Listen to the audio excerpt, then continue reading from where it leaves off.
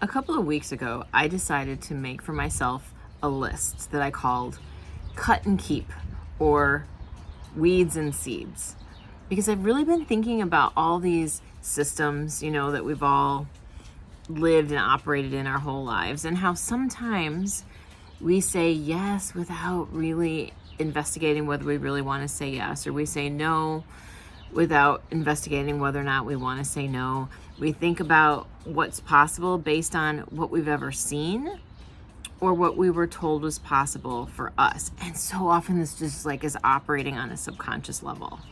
Like seriously, it's operating without our knowledge sometimes. So it's really critical to engage in exercises and have, support people around you who are helping you to be that best version of you, who help you identify your goals, and then they have, this sort of allegiance to those goals so that they help you to transform, right?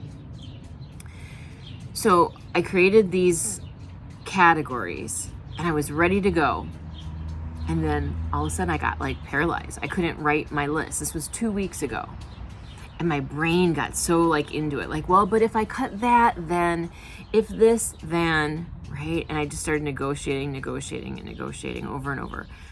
And I was talking with my coach about it. And she said something it takes a while for the conscious brain to catch up, with those internal nudges that we have, my nudges to create the cut and keep, the weeds and seeds lists really are coming from this beautiful place of up leveling.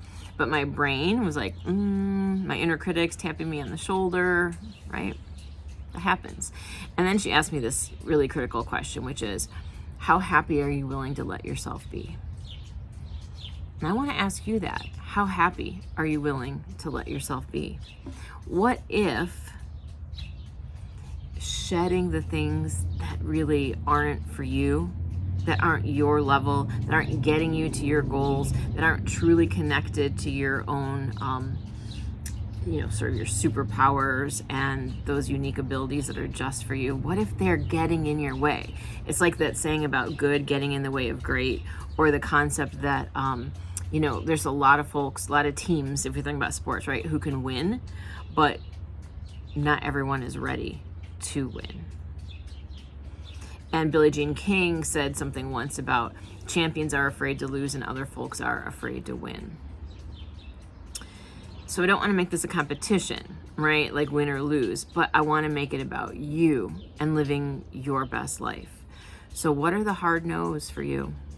Those no's that you just don't want to say no to, but yet inside you just know that's not for you. What's possible on the other side of that no? How happy are you willing to be? And how happy are you willing to let yourself be? What would that look like?